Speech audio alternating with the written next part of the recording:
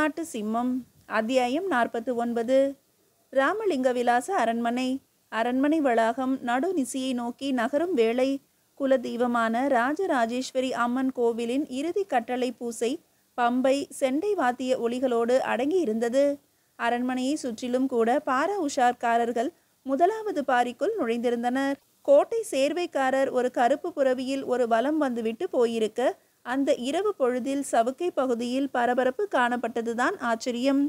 தீப்பந்த திகுதிகுப்புக்கு நடுவில் பெரும் கண்ணாடி சாடிகளுக்குள் முழங்கை பருமனில் மெழுகுவர்த்திகளும் எரிந்தபடி உருகி கொண்டிருக்க அதன் ஒளி புனலில் கிழவன் தனது அரண்மனை சகாக்களின் பேச்சில் கவனமாக இருந்தார். குறிப்பாக ஒரு முக்கிய செய்தியோடும் ஒரு முடிவை எதிர்பார்த்தும் வந்திருக்கும் செஞ்சி அரசன் சாந்தாஜியின் தளவாய் அரசமலையின் பேச்சில் அதீத கவனத்தோடு இருந்தார். இந்த யுத்தத்தில் மைசூர்காரனும் ஜெயிக்கக்கூடாது, மதுரைக்காரனும் ஜெயிக்கக்கூடாது. இருவருமே தோல்வி காண வேண்டும். இல்லாவிட்டால் நாம் அனைவருமே ஒழிந்தோம். அது எப்படி? 2 பேருக்குமே இந்த ஒரு குடையின் கீழ் தென்னாட்டை கொண்டு வருவது என்பது கனவாகிவிட்டது. மைசூர்காரன் மதுரையை ஜெயித்தால் அவனது அடுத்த குறி இந்த பக்கம் தஞ்சை செஞ்சி, அந்த பக்கம் சேது நாடுதான். அவன் குறிவைத்தால் ஆயிற்றா? வெற்றி பெற வேண்டாமா? மறவர்கள் கைகள் என்ன மல்லிகை பூவா பறித்து கொண்டிருக்கும்?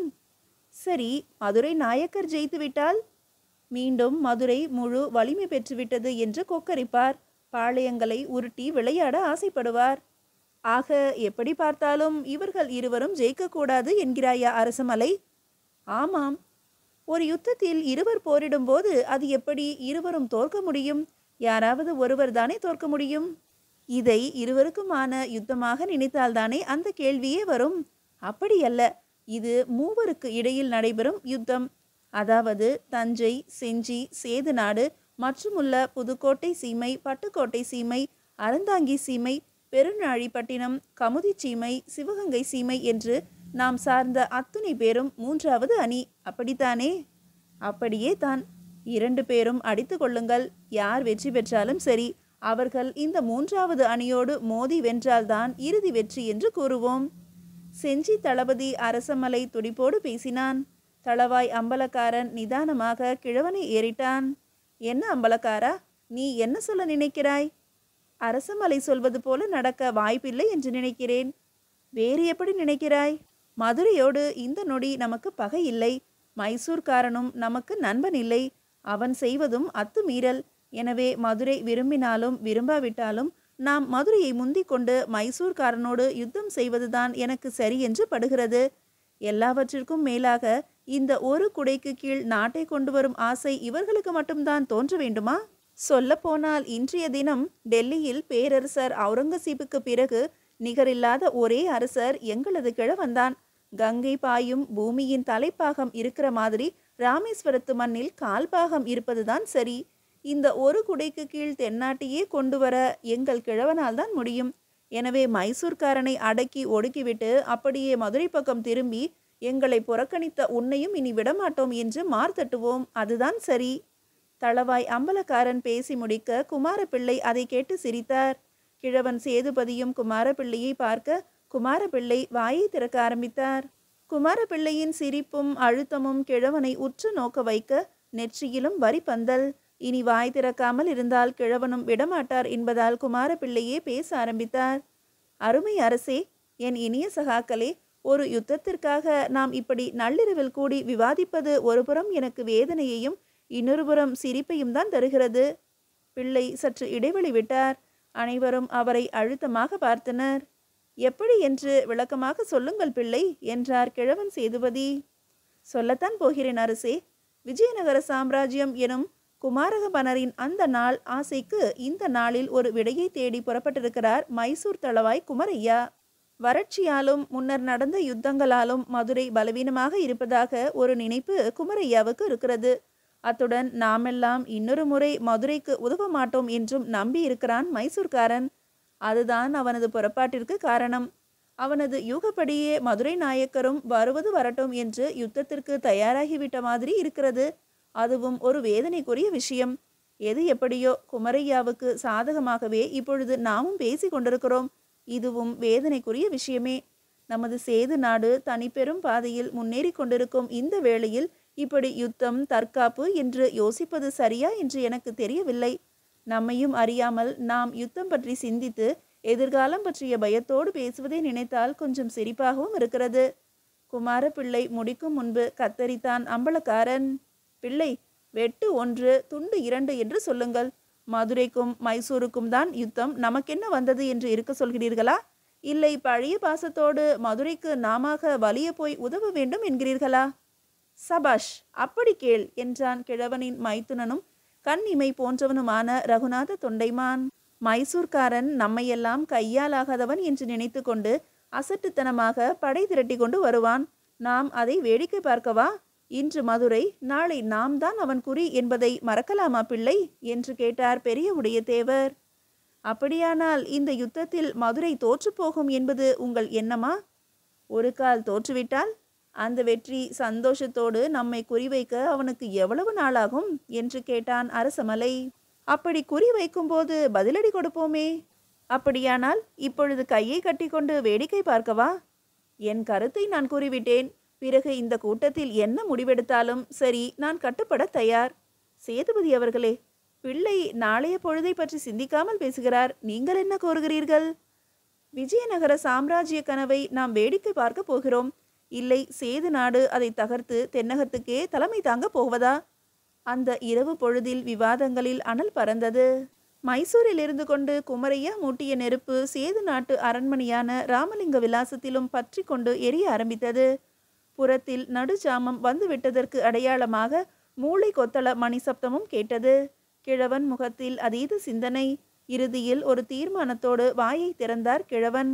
இந்த யுத்தத்தை நான் வேடிக்கை பார்க்க விரும்பவில்லை என்றுதான் ஆரம்பித்தார். சொல்லிவிட்டு பாதாள பழரசம் என்றும் வெள்ளையர்களால் ஒயின் என்றும் வெளிக்கப்படும் கருநீல மதுரசத்தில் ஒரு மடக்கினை எடுத்து குடித்துவிட்டு மீசையை நீவியும் விட்டு கொண்டார். அப்படியானால் யுத்தத்திற்கு போகிறோம் என்று கூறுங்கள். உற்சாகமாக கேட்டபடி ஒரு கதலி பழத்தை எடுத்து தோலை உரித்தான் தளவாய் அரசமலை. ஆமாம், யுத்தத்திற்கு போகிறோம்.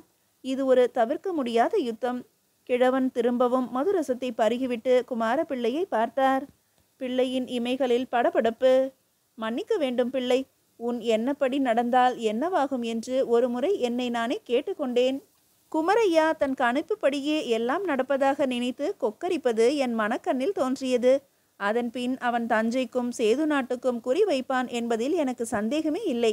ஆக ஏதோ ஒரு விதத்தில் இப்பொழுது இருக்கும் நிலையில் சேது நாடு யுத்தத்திற்கு தயாராகியே தீர வேண்டும். எதிரி வலுவாகிவிட்ட நிலையில் எதிர்ப்பதை விட அவன் எதற்காக முயற்சிக்கிறான் என்பதை யோசித்து அந்த முயற்சிக்கும் போதே எதிர்ப்பதுதான் புத்திசாலித்தனம். அதற்காக மதுரைக்கு உதவப் போகிறோம் என்பது பொருள் இல்லை. மதுரைக்கு உதவுவது போல நடித்து மதுரைக்கு பாடம் புகட்டப் போகிறோம். எப்படி என்பதை யுத்தத்தின் போது சொல்கிறேன். இப்போதைக்கு யுத்த ஆயத்தம் கொள்வதுதான் சரியான முடிவாகும். என்ன தம்பி, என் முடிவு சரிதானே? கிழவன் உறுதியான பேச்சோடு அதுவரை எதுவும் பேசாமல் அனைத்தையும் கேட்டுக்கொண்டிருந்த சீதக்காதியின் பக்கம் திரும்பினார். வள்ளலின் முகத்தில் மந்தகாச புன்னகை. அது அங்கீகார புன்னகையா இல்லை ஏளன புன்னகையா என்பதை இனம் பிரிக்க முடியவில்லை. தளவாய் அம்பலக்காரன் அதன் நிமித்தம் வள்ளலை பார்த்து, வள்ளலே, வாயை திறந்து பேசுங்கள். உங்களுக்கு சண்டை என்றாலே வேப்பங்காய் என்பது எனக்கு தெரியும். அதற்காக இப்படி மந்தகாசமாக சிரித்தால் எப்படி என்றான். வள்ளலும் வாயை திறந்தார். காலாகாலத்துக்கும் இந்த சேது மண்ணிற்கு பெருமை சேரும் விதமாக வெற்றி யுத்தமாக இது இருக்கட்டும். சேதுபதி சொன்னதுதான் சரி.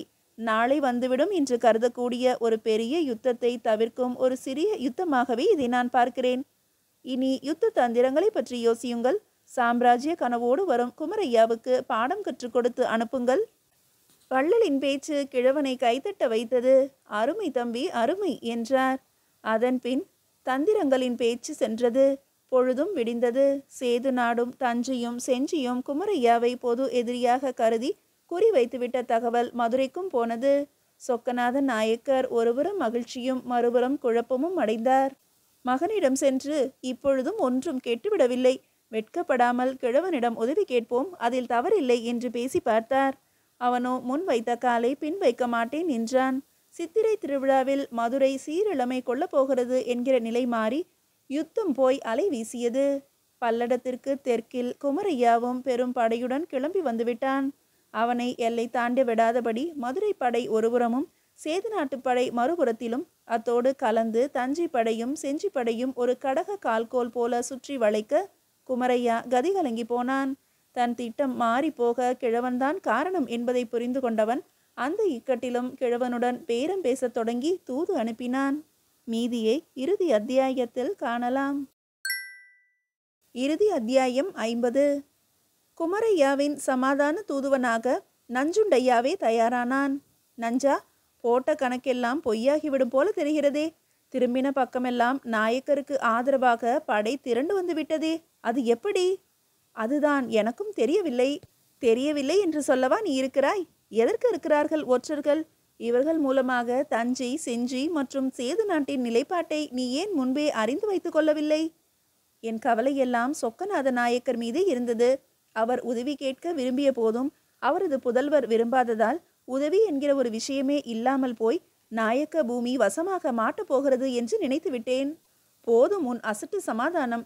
இப்போதைய நாயக்க படையின் வலிமைக்கே பிரதான காரணம் சேது நாட்டு கிழவன்தான். உதவி கோராமலேயே அவன் உதவி செய்ய வந்திருக்கிறான் என்றால் உள் காரணம் ஏதோ இருக்கிறது. அநேகமாக நம்மை குறித்த எதிர்கால அச்சம் காரணமாக இருக்கலாம். என்ன கூறுகிறீர்கள்? இன்று மதுரையை குறிவைத்திருக்கும் நாம் நாளை சேது நாட்டையும் குறிவைப்போம் என்று கருதி அப்போது போரிட்டு அழிவதற்கு இப்போது போரிடுவது புத்திசாலித்தனம் என்று கருதி இருக்கலாம்.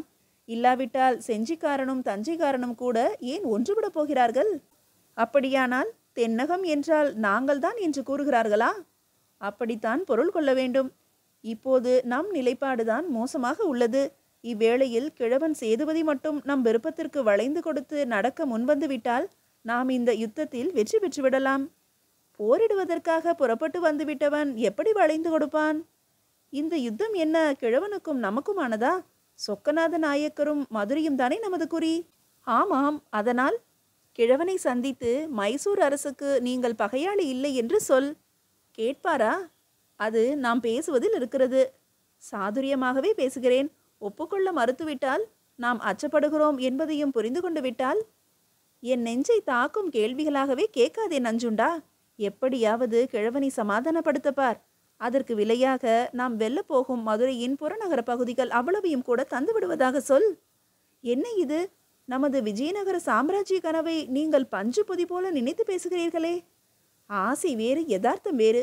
இங்கே வந்த பிறகல்லவா தெரிகிறது தென்னாடே ஒன்றுபட்டு நிற்பது. எனக்கு என்னவோ இப்படி கிழவன் காலில் விழுவதற்கு நாம் போரிட்டு செத்து மடிவது மேல் என்று தோன்றுகிறது. உணர்ச்சி வசப்பட எனக்கும் தெரியும் நஞ்சுண்டா. யுத்தத்திலும் சில விட்டு கொடுத்தல்களும் தந்திரங்களும் வேண்டும். எதிரியின் வலி அறிந்து அதற்கு ஏற்ப போக வேண்டும். உயரமாக இருக்கிறது தென்னை, எனவே அதில் நான் ஏறமாட்டேன் என்று கூறுவதை விட அதிலும் ஏறி கனிகளை பறிக்க முயற்சி செய்வது போன்றதுதான் இந்த விஷயம். என்னென்னவோ சொல்கிறீர்கள். உங்கள் ஆசையை ஏன் நிராசையாக்க வேண்டும்? கிழவனிடம் பேசி பார்க்கிறேன். நஞ்சுண்டையா குமரையாவின் விருப்பங்களை நெஞ்சில் சுமந்து கொண்டு திண்டுக்கல் கடந்து கன்னிவாடியை ஒட்டி சின்ன காத்திரியின் சரமஞ்சர கொட்டாரத்தில் தன் படைப்பிரிவோடு ஓய்வெடுக்க வந்திருக்கும் கிழவனை ஒரு வெள்ளை கொடி பிடித்தபடி வந்து சந்தித்தான். சுற்றிலும் பாளைய கட்டுக்கள். பெரிய உடையத்தேவர், மைத்துனன் ரகுநாதன், மெய்காப்பாளன் போல சோழகை சேர்வைக்காரன், அம்பலக்காரன் என்று புடைசூழ அமர்ந்திருந்த கிழவனும் நஞ்சுண்டையாவை கூர்மையாக ஏறிட்டார். வந்தனங்கள். அடியேன் மைசூர் அரசின் ராஜ்ய பிரதிநிதி நஞ்சுண்டையா என் திருநாமம். எங்கள் வீர தளவாயின் தூதுவனாக தங்களிடம் சில ராஜ்ய விஷயம் பேச வந்திருக்கிறேன். நஞ்சுண்டையா சொல்லிவிட்டு சுற்றிலும் இருப்பவர்களை பார்த்தான். எல்லோரும் ஒரு வார்த்தை கூட பேசாமல் அடப்பமாக பதிலுக்கு அவனை வெறித்தார்கள். அசாத்தியமான ஒருவித மௌனம் நிலவியது. அது நஞ்சுண்டாவையாவை என்னவோ செய்தது. இப்படி மௌனமாக இருந்தால் எப்படி? நான் ஒரு முக்கிய செய்தியோடு வந்திருக்கிறேன். நஞ்சுண்டையா இறைந்து பேசினான். என்ன? உங்களோடு நாங்கள் மோத வரவில்லை, நாம் இருவரும் நண்பர்கள் என்று சொல்லி அனுப்பியுள்ளானா உங்கள் குமரையா? பெரிய உடைய தேவர் கச்சிதமாக கேட்டார். நஞ்சுண்டையா முகத்தில் திகைப்பின் ரேகை வரிகள். என்ன பார்க்கிறாய்? காய்ந்து கிடக்கிறது மதுரை. அதை பாய்ந்து பிடித்து விடலாம் என்று பார்த்தால் கடகக்கால் போல நாலாபுரமும் நாங்கள் கூடி வந்து நின்று கொண்டிருப்பது அதிர்ச்சியை ஏற்படுத்திவிட்டதோ? அதனால்தானே யுத்தமிட வந்த இடத்திலும் சமாதானமாக போக தூது வந்திருக்கிறான் இவன். இவர்களாக நினைத்தால் யுத்த முழக்கம் செய்வார்கள், இவர்களாக நினைத்தால் சமாதான கொடியும் தூக்குவார்கள். என்ன அப்பனே, இதுதான் விஜயநகர சாம்ராஜ்யத்தை உருவாக்கும் லட்சணமா? நஞ்சுண்டையா வாயை திறந்து எதையும் கூறாமலேயே அவன் சொல்ல வந்ததை ஒவ்வொருவராக போட்டு உடைக்க நஞ்சுண்டையா திணறி போனான். என்ன விழிக்கிறாய்? யுத்த முழக்கம் செய்தபடி வந்துவிட்டு போரிட்டு இரண்டில் ஒன்று பார்க்காமல் இந்த இடைப்பாட்டு சமாதானங்கள் யாரை ஏமாற்ற? கிழவனை சுற்றி இருப்பவர்களின் கேள்வியால் விழி பிதுங்கிற்று நஞ்சுண்டையாவிற்கு. அதுவரை எல்லோரையும் பேசிவிட்டு பார்த்து கொண்டிருந்த கிழவன் அதன் பின் ஒரு பார்வை பார்க்க அவர்கள் வாய் அடங்கியது. நஞ்சுண்டையா வியர்த்து வெலவெலத்து போயிருந்தான். வீரனே, நீ சமாதானம் பேச வந்திருப்பவன். உன்னிடம் நான் அதிகம் பேச விரும்பவில்லை. உன் தளவாய் குமரையா உன்னிடம் சொல்லி அனுப்பியிருப்பதாக கூறியிருக்கும் விஷயங்களை நான் எதை வைத்து நம்புவது? கிழவன் அப்படி கேட்பார் என்று ஒருவரும் எதிர்பார்க்கவில்லை. நஞ்சுண்டையாவோ இது ஏது புது மாற்றம் என்கிறார் போல சிலிர்த்து இடை அணியிலிருந்து குமரையா எழுதி கொடுத்த ஓலையை எடுத்து நீட்டினான். வாங்கி பார்த்த கிழவனும் அதை வாசித்து பார்த்தார். பின் குறுநகை சிந்தியபடி, நல்லது, இந்த உடன்பாட்டில் எனக்கு சம்மதம் இல்லை என்று கூறிவிடு. அப்படியே விஜயநகர சாம்ராஜ்ய ஆசை கனவையும் விட்டுவிடச் சொல் என்றார். மைத்துனன் ரகுநாத தொண்டைமான் அவன் பங்கிற்கு வாய் திறந்தான். சேது பேரரசு வேண்டுமானால் உருவாகலாம். ஆனால் உங்கள் ஆசை ஒருபோதும் ஈடேறாது. இயற்கை மட்டும் எங்களுக்கு கருணை செய்தால் உங்கள் மண்ணில் ஊற்றெடுத்து ஓடும் ஒரு காவிரி போல எங்கள் மண்ணில் ஒரு ஜீவநதி இருந்திருந்தால் ராமநாதபுரத்தை தலைமையகமாக கொண்ட ஒரு சேது பாரதத்தையே எங்கள் கிழவன் உருவாக்கிவிட்டிருப்பார். உங்களைப் போல ஆற்றை பிடித்து அணைகளை கட்டிக்கொண்டு கண்ணாமூச்சியெல்லாம் காட்ட மாட்டார். போய் சொல். இருப்பதை காப்பாற்றிக் கொள்வதுதான் புத்திசாலித்தனம். இதற்கு மேலும் உங்களுக்கு புரியாவிட்டால் இந்த யுத்தத்தில் நாங்கள் அதை உன் அரசனுக்கு புரிய வைப்போம். ரகுநாத தொண்டைமான் உள்ளார்ந்த பொருளோடு பேசி நஞ்சுண்டையாவை அனுப்பி வைக்க பெருத்த ஏமாற்றத்தோடு திரும்பத் தொடங்கினான் அவன். திரும்பி வந்து அவன் சொன்ன செய்தியை கேட்டு குமரையா குமுறும் ஐயாவாக மாறிப்போனான். அதே சமயம் முத்து வீரப்பன் தலைமையில் கோவிந்தப்பையாவும் வெங்கடகிருஷ்ணப்பரும் அழைத்து வரும் நாயக்கரின் படை திண்டுக்கல் தாண்டி தாராபுரம் நோக்கி விரைந்து கொண்டிருந்தது. ஒரு படை கரூர் நோக்கியும் செல்ல ஆரம்பித்தது. முத்து வீரப்பனுக்கும் தளவாய்களுக்கும் கிழவனின் படையும் செஞ்சி தஞ்சையின் படைகளும் ஒட்டன்சத்திரம் கடந்து முகாமிட்டிருப்பதும் குமரையா சமாதானம் பேச முன்வந்ததும் பதிலுக்கு திருப்பி அனுப்பியதும் தகவல்களாக வந்து சேர்ந்தன. முத்து வீரன் கிழவனின் பெருந்தன்மையை எதிர்கால அரசியல் அறிவை புரிந்து கொள்ளாமல் பேசினான். நாம் தனியாக போராடி பெற்றுவிட்டால் என்ன செய்வது என்கிற பயம் கிழவனுக்கு. அதனால்தான் அழியாத விருந்தாளியாக வந்து வெற்றியில் பங்கு கொள்ள பார்க்கிறான் என்றான். எது எப்படியோ குமரையாவின் எந்த முயற்சியும் பலிக்கவில்லை. அவன் பொல்லாத நேரம் யுத்தத்தில் இறங்கிவிட்டு பின்வாங்கவும் முடியவில்லை. பொறியில் அகப்பட்டு கொண்ட எலி போல ஆனான். 4 புறமும் சுற்றி வளைத்த ஒன்றாமல் ஒன்றுபட்ட படை குமரையாவை கிள்ளி எறிந்தது. சொச்ச வீரர்கள் திரும்பி ஓடி போனார்கள். கிழவனுக்கோ இல்லை மற்றவர்களுக்கோ ஒரு நன்றி கூட கூறாமல் முத்து வீரப்பன் மதுரை திரும்பினான். சொக்கநாதர் இதை அறிந்து கவலை மிகுந்து போனதால் உடல் நலமிழந்து படுத்த படுக்கையானார். ஆனால் கிழவனோ அற்புதமாய் ஒரு காரியத்தை செய்தார். குமரையா எழுதிய ஓலையை குமாரபிள்ளையிடம் கொடுத்து சொக்கநாத நாயக்கரிடம் அதை காட்டி வர சொன்னார். அப்படியே உடல் நலம் குறித்தும் விசாரித்து வர கட்டளையிட்டார். குமாரபிள்ளையும் மதுரையை அடைந்து நாயக்கரை தரிசனம் செய்து க்ஷேம நலன்களை பேசி முடித்துவிட்டு குமரையாவின் ஓலையை காட்டினார். சொக்கநாத நாயக்கரின் கண்கள் இரண்டும் குளமாகிவிட்டன. கிழவன் ரகுநாத சேதுபதி அவர்கள் என் பொருட்டு என் மகனை அவனது பெருந்தன்மையற்ற செயலை பொருட்படுத்தவில்லை என்பதை புரிந்து கொண்டேன். எனக்கும் உடல் நலமில்லாமல் போய்விட்டது. என் வார்த்தைகளுக்கும் இங்கே மதிப்பில்லாமல் போய்க் கொண்டிருக்கின்றன. என்ன செய்வது? எல்லாம் என் தலைவிதி என்று கண்ணீர் வடித்த சொக்கநாதர், அன்று நான் கேட்டதன் பேரில் உதவிய கிழவன் இன்று கேட்காமலே உதவி இருக்கிறார். நான் அளித்த பட்டமான பரராஜகேசரி பட்டத்திற்கு உண்மையில் இப்பொழுதுதான் பொருள் சேர்த்திருக்கிறார். அவரது பாதார விந்தங்களுக்கு எனது நன்றியை காணிக்கையாக்குகிறேன். இந்த நவரத்தின மோதிரத்தை அவரிடம் தர வேண்டும் நீ என்றபடி சொக்கநாத நாயக்கர் தன் விரலில் தரித்திருந்த மோதிரத்தை கழற்றி குமாரபிள்ளையிடம் நீட்டினார். நீட்டும் போதே அதில் கண்ணீர் துளி 2 பட்டு தெரித்தது. மோதிரத்தை விடவும் இந்த துளிகள்தான் மதிப்பு மிக்கவை.